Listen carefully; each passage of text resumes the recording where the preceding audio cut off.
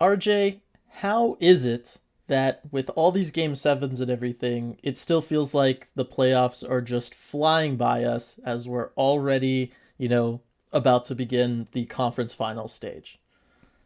It's gone fast, and I think it helps to look at it as it's only halfway done. It's weird to think about because most of the series are over, but timeline wise, you're 2 rounds in out of four. It's only halfway done. If you're a team that's going to win the Stanley Cup or even make the Cup final, you've got half your hockey ahead of you. That is very true, and it's been an exciting playoffs. I'm happy to have, a back to normal playoff, so to speak, where it's not in the bubble, fans are in the building at 100% capacity, all that kind of stuff. It's been really awesome. I feel like this year's playoffs has exceeded the previous couple years. It's lived up to the hype, and I feel like we have a really fun, solid final four teams here. We'll go ahead and break down each series, upcoming series here. We'll start in the West as always, and to kick off each of these series, RJ, I'm going to ask you a question. All right. How is it possible question? All right, and then you're going to have to give me the answer. So for this Western Conference Finals matchup between the Edmonton Oilers and the Colorado Avalanche, which should be a lot of fun to watch, and I'm just thankful I'm not a goaltender in. I want to ask you, how is it possible that Zach Hyman is leading all of the NHL right now in expected goals? Connor McDavid and Leon Draisaitl. Yeah, That's my quick answer. yeah. But then why isn't it them, RJ? Well, they're setting up the expected goals. Yes. Yeah, no, McDavid has been incredible. 17 primary assists in 12 games. That's That's incredible. I insane. mean, just yeah, you look at McDavid and even what Draisaitl's doing on a bum ankle. You Mhm. look at their performance. Connor McDavid is in full on God mode.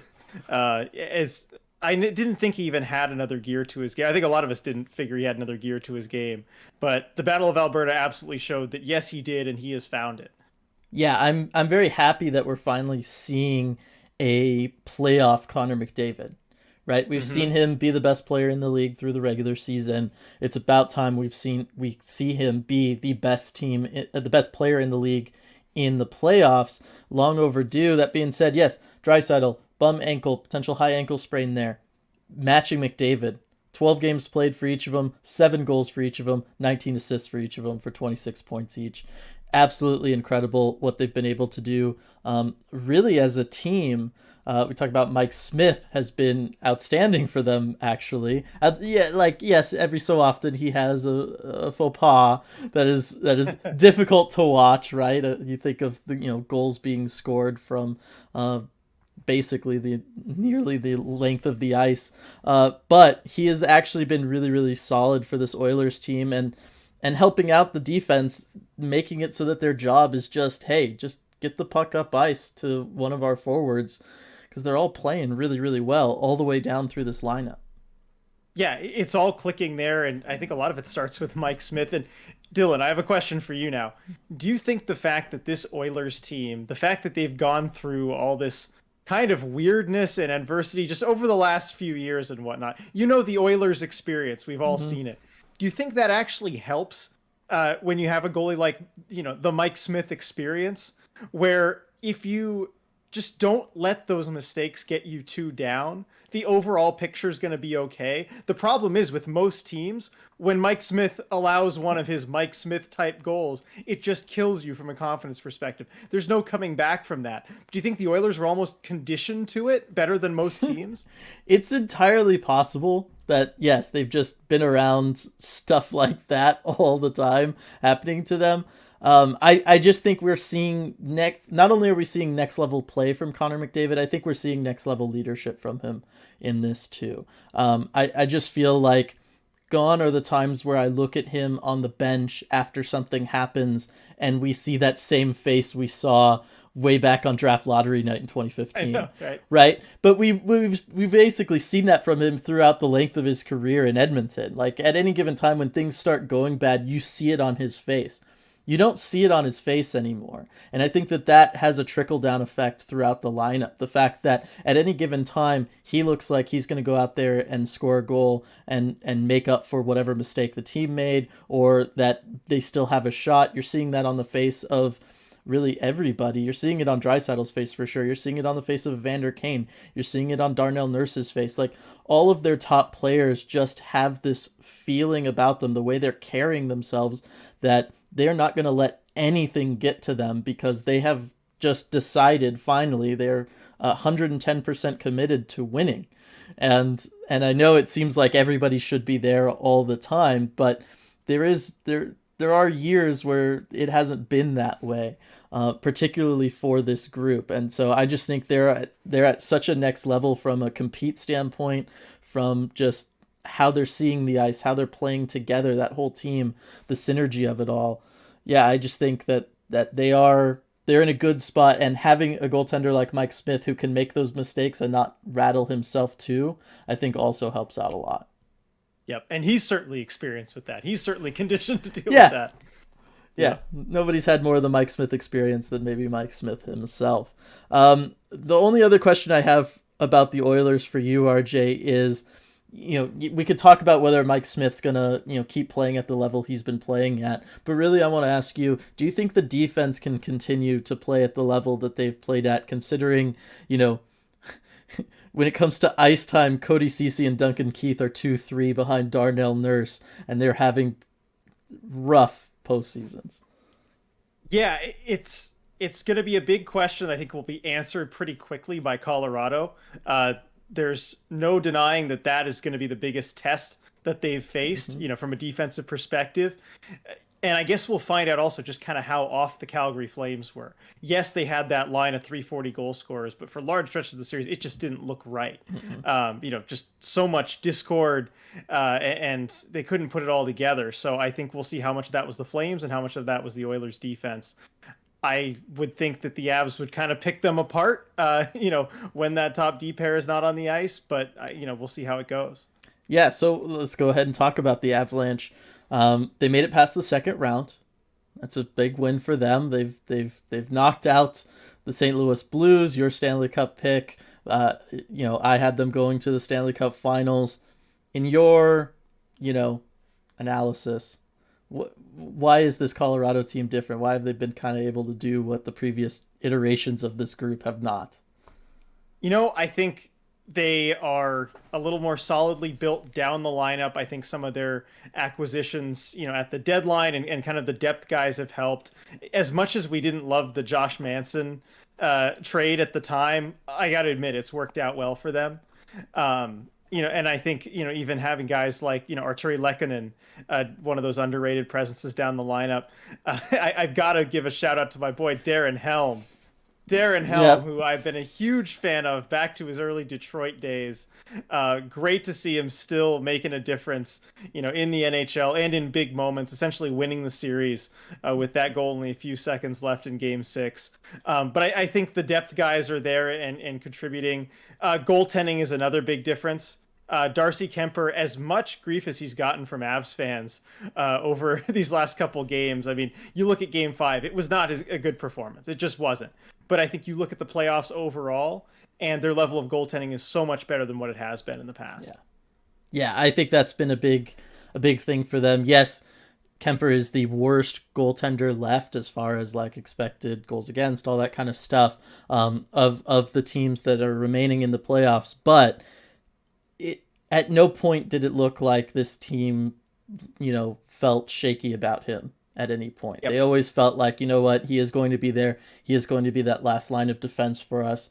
We can count on that. And I feel like that did open them up kind of everywhere else. It opened up the D to play a little looser. I mean, the fact that Josh Manson is over 1 on expected goals so far in the postseason is kind of crazy.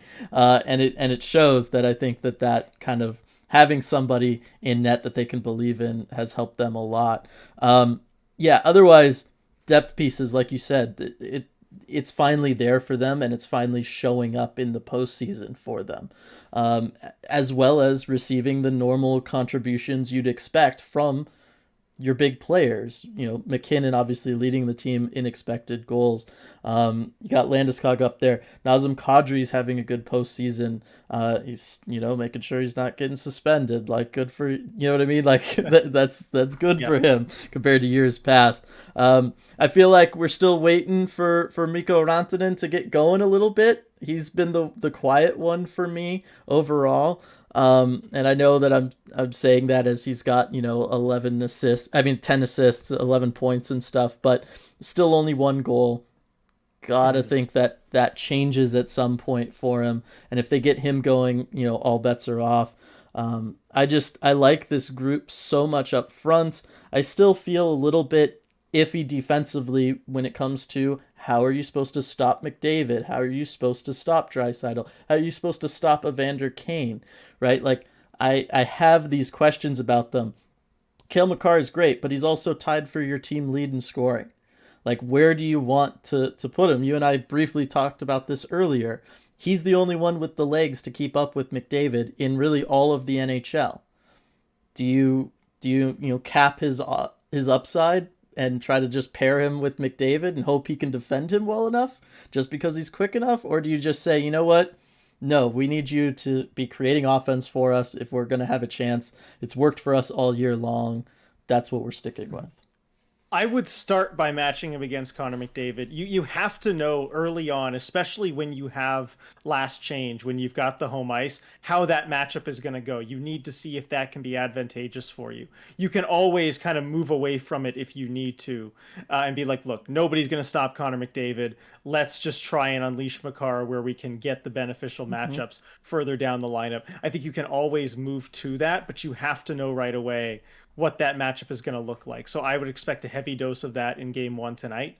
At least anyway, if I was Bednar, that's what I would do. But it's going to be a fantastic matchup. I know everyone's talking about McKinnon versus McDavid, but like McDavid versus Makar could really be the one where they just go mano a mano. And I think there's just going to be a lot of great one-on-one battles there. Yeah, I think so too. I mean, yeah, we talk about having the legs to keep up with McDavid. I guess if anybody else can do it, it would be McKinnon.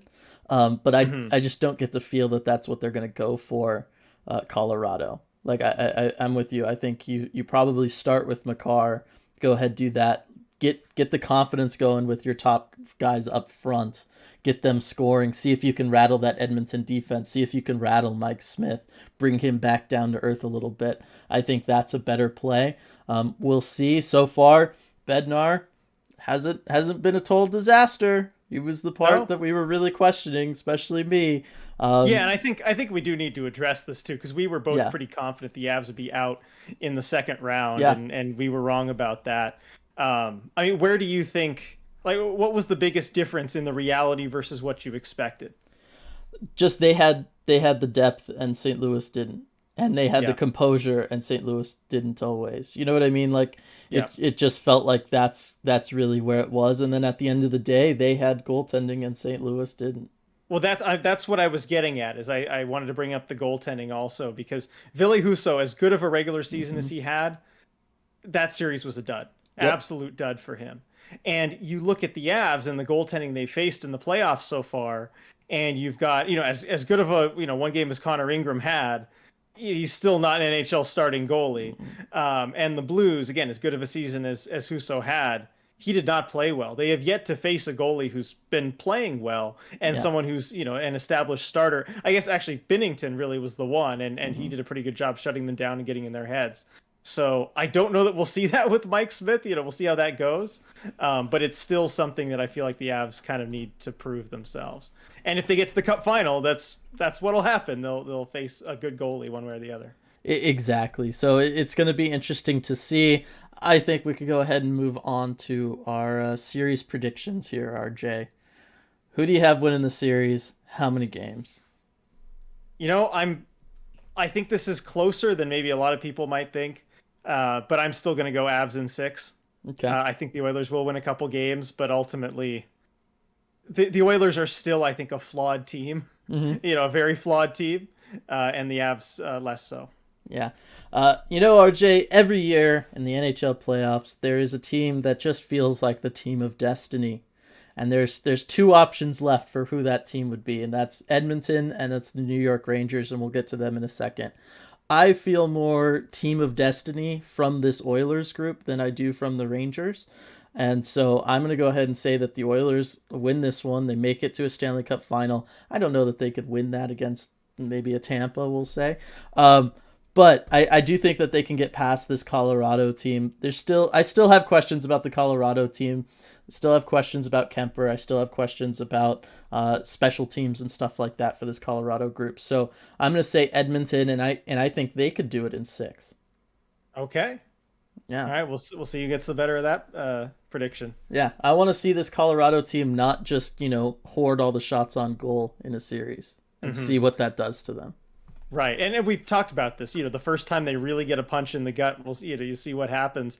I just don't know that Edmonton's the team that can do that. No, I don't either. But at the same time, the way Connor McDavid's playing, I just can't bet against him. He's going to make it happen. Going to make it happen. All right. Looking over at the Eastern Conference, we have the Tampa Bay Lightning going for the three-peat up against the New York Rangers, who finally were able to defeat the Carolina Hurricanes at home. They only needed to win one, and they won one in Carolina. What do you make of this series at face value? Because obviously, you have the Lightning. They survived the Leafs, crushed the Panthers. Didn't make it look close, really. I mean, it was close game by game, but at the end of the day, they won that series pretty easily, I think. What do you make of this Tampa team? We didn't see the Vasilevskiy breakdown that I predicted for round 2. I mean, are they just destined for at least the Stanley Cup Finals, if not just another Stanley Cup? It sure feels like it. They had some stumbles against Toronto, where the Leafs looked like the better team at times, but against Florida, they were just absolutely in gear. The Lightning, and we saw the Lightning that won 2 Stanley Cups in a row. They're just such a good team. The biggest part of their game, I think, is just that attention to detail when defending. Every single shift. And you didn't always see it against Toronto, but you saw it every single game against Florida. And the Panthers had no answer for it. And that's the kind of thing you have to do to win playoff hockey. And that's kind of, I think, what separates those great teams, the teams that get to this point versus the teams that don't. That said, I think the Rangers are one of those teams that, even though they don't have as much skill as the Lightning, they have that same attention to detail when defending. The kind of thing every single shift, blocking shots, getting in lanes, and of course you need a good goaltender to make it all work. Tampa has that, and of course the Rangers have that. So, I mean, that's why I could see them at least putting up, somewhat of a fight in this series, just because you could have a lot of really low-scoring games, and at that point it just comes down to a bounce, and, that's the great equalizer. But yeah, I think you have two teams that also kind of have a similar style. You've got this all offense series in the West, I think, where we're going to see just goal scoring galore. I think you're going to see a lot of defensive battles, low scoring type of games in the East. Yeah, I want to say the same, but I still think both these teams are going to find ways of scoring. Really? Like I just think that that's what this Rangers team does. At the end of the day, they just drag you into a moderately high-scoring affair because that's just what all their games turn into. It just seems like that's the way things have been going for them. We'll go ahead. Let's go ahead and start with the Rangers because I feel like they're the more intriguing team to talk about. Like I said earlier, right. We all know what the Lightning are. We've seen it the last couple of years. This Rangers team, obviously conversation has to start at Schasterkin, best goaltender throughout the regular season, been absolutely incredible so far in the postseason, a little shaky during that first round Penguins series. Go back to our original playoff preview. I said the Penguins are going to win. They got to win quick. If they let the Rangers hang around, that'll be a problem for them. It was. And then I said if the Rangers do win, they'd give Carolina problems. And they sure did. And so, yes, it starts with Schasterkin, but the scoring, it's continuing for them, and the depth of scoring is there for them. The fact that I look at this group and I just see, expected goals numbers that are, really, really high for, their top 6. each and every one of them, and it's not because there's just a McDavid pushing everything along for everybody. You know what I mean? Like, no, this is a system. This is what they do. They just go out there, they kind of tire you out, and they find whatever hole you have defensively, and then they exploit it. Yeah, and you look at Gerard Gallant's coaching too, and you know, I how do I put this? I think he's a very good coach. Yeah, I was going to say big fan of his, but not necessarily. But I think he's a great coach, and you're seeing kind of his system at work there, and certainly exploiting like transition. You look at this moment from Game 7 where the game really could have kind of switched on a dime. I mean, Ranta had just gotten hurt, Kochetkov in net, and you had the Rangers coming in on a rush, and oh gosh. Remind me the goalie again. I just said his name. Kochetkov. Yeah. Makes a great save. The Hurricanes go back the other way on the rush. It's Aho and Svechnikov. Dangerous pairing. Doesn't quite work out. The pass just misses. But the Rangers take it back the other way, and Strome scores on the rush. Like, they're a team that just can convert on a lot of these chances where the other team can't. They're so good at that. You talked about the scoring just kind of throughout the top 6. You're getting contributions from guys like Chris Kreider, Mika Zibanejad. And then also, you look at the blue line. I've been really impressed there. Yes. Adam Fox doing his thing. He's always going to do his thing. Yep. Just fantastic defenseman. I'm going to throw us into a little bit of controversy here, Dylan, because I think we got to talk about it for everyone. It's got to be the most entertaining thing. Jacob Trouba. Mm-hmm. He's pretty much good for a big hit that takes out an opposing player. Yeah. Every now and again this playoffs. Mm-hmm. What do you think? Clean? Not? I mean, it's definitely the kind of thing that's valuable in the playoffs. Yeah. Yeah. And look, you and I grew up watching hockey back before a lot of that stuff was relegated out of the game, right? So yes. Maybe we're a little biased compared to a newer hockey fan, but I look at it and I just go, look, he's laying out big hits. He's one of the few guys willing to take chances and sell out for the big hit, which more and more is dangerous and harmful to your own team, not because you might get suspended or whatever, just because guys today can just go around you in ways that they didn't used to be able to. Very silly, yeah. Exactly. It's not always the coaching staff's favorite thing anymore for somebody to step up and try to lay someone out or whatever. I don't know. I think it's been okay, and I think he's actually been playing quietly really, really well, just like most of this Rangers blue line. Yeah, agreed. And I think you look at the hits in question too, and largely he's kind of following through the body of the guy too, wherever the point of contact is. Like you say, he's selling out for the hits, but he's making full contact. Right. Versus the hits that kind of are glancing blows to the head, where obviously you want those out of the game and those are dangerous. Yeah. And I think he knows what he's doing. In a good sense there. He's trained to deliver hits like that. And yeah, it's super valuable. And yeah, the whole blue line has been impressive. As much as they give up some quality chances at times, it seems to be the type that Schasterkin can handle. It seems like there's good communication there between the blue line and the goaltending, that even when the chances are dangerous, they're the kind that, the goalie could get across to. Exactly. So, who is it for you? Actually, you know what? This is really the question I want to ask, because I feel like in the postseason, these fast, speedier teams that can beat you in transition and do that kind of stuff, they do have some success, but I don't feel like they're always the team that wins the Stanley Cup.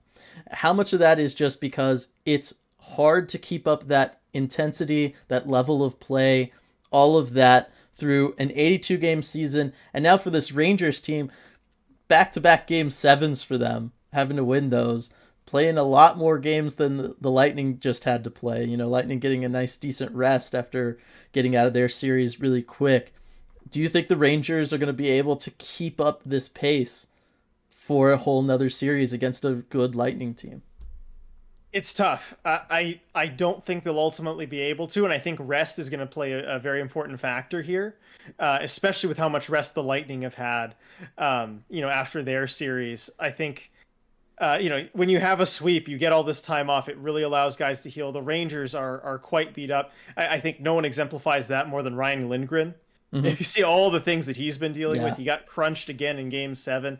I just feel so bad for the guy. He's got some terrible things going on, but continues to play through it. I think that is going to ultimately, add up as the series goes on, and I think Tampa's just better equipped to deal with that. Yeah, I didn't ask my question to start off this series, but I'm going to now to finish up our talk about the Rangers before we move on to the Lightning. And that is, RJ, how is it possible that your boy Justin Braun has been playing so bad? You know, Justin Braun, I fan of his from his time with the Sharks. Just one of those really solid, steady guys. Was paired with Mark-Edward Vlasic for a while. Really good at making sure like nothing happened against him. Yeah, he's getting a little old. You know, he's one of those depth pieces that you bring in. He's never gonna score for you at all. But he's a good guy to have around. I still maintain, and yeah, I'm sure. Read me all the stats about how bad he's doing. I was just gonna say it's the like expected goal differential -8.5. Not great. Worst on the team. Okay, fair enough. Fair enough. 0.2 expected. Worse than Ryan Reeves. I was gonna say, yeah, 0.2 expected goals, worst in the playoffs. Oh, like man. of guys left. So that's that's it with your boy there for right now. All right, this Tampa Bay Lightning team. They're. I mean, I don't even know what else we really need to talk about when it comes to them, other than they've got a fantastic goaltender. They're really deep, and everybody's scoring, and every year whoever they need to slot into the bottom six and needs to come up with a big goal just comes up with a big goal. Yeah, every year. I mean, we've seen this for a couple of years now. No one should be surprised at this point. I mentioned the attention to detail when defending. Just such an important part of their game. You look at that Florida series, just what was it? The 3 goals the Panthers had in the entire series? Yeah, I was going to say earlier, it did help defensively that they played like, a power play incapable of scoring. Yeah, I mean, they finally got one, once it was too late. Yeah. But still, I mean, you limit even just at even strength, you limit the Panthers to 3 goals in 4 games. A team with that much firepower. It shows what the Lightning can do. Yeah, it's no team kind of has that that's still left has that kind of real buy-in, I think, in every aspect of the game. And we've talked about that as a common thread of teams that win Stanley Cups. Yeah. We would like to talk about those Penguins from 2016 and 2017. That's the only other team I can think of that had that kind of commitment to defending that the Lightning do. And you see they won back-to-back. So I just don't think anything's going to stop Tampa. No, I almost wonder if Cooper and the Lightning decided that was the way they needed to go because they were feeling the effects of the losses that they suffered this last offseason. Not having Yanni Gourde, not having Coleman, not having Gaudreau. Like, I wonder if that, they thought, okay, you know what that means? Everybody's got to tighten up defensively because we don't have the shutdown line that can go out there against anybody and make sure that they don't do any harm to us. So it's going to have to be a team effort this year, guys. And, credit to everybody on that team that's what they're doing. Yeah, you need shut down by committee, and that's exactly what they're getting. Yeah. Despite that, I look and, they have 7 guys over 3 expected goals so far in the postseason. And that doesn't include names like Steven Stamkos, Victor Hedman, Anthony Cirelli, or Alex Killorn.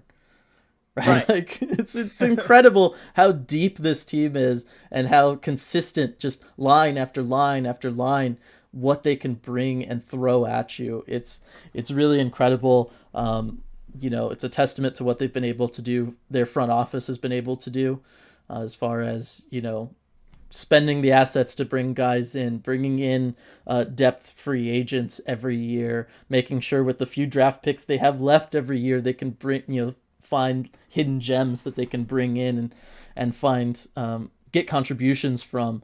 It's just this incredible organizational thing that they have going that is really, really special. Vasilevskiy V Schasterkin, who's going to, because whoever wins that matchup is holds the crown of best goaltender in the world. Who's it going to be, RJ?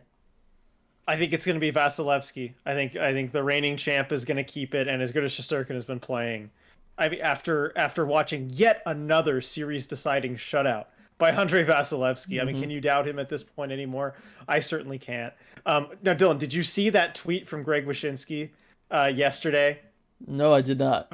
So Igor Shesterkin against the Lightning this season. You ready? 3-0-0, .958 save percentage, and 1.30 goals against average. It's pretty Think dang he keeps good. that up? Maybe not quite those levels, but like I said, he got his shakiness out of the way against the Penguins. Right. Like generally we won't see two dips from a top goaltender in the same playoff. You know what I mean? Like that's generally not how it happens. So I don't know that he'll be that dominant, but I don't see why he's not going to lead the Rangers to at least 2 wins.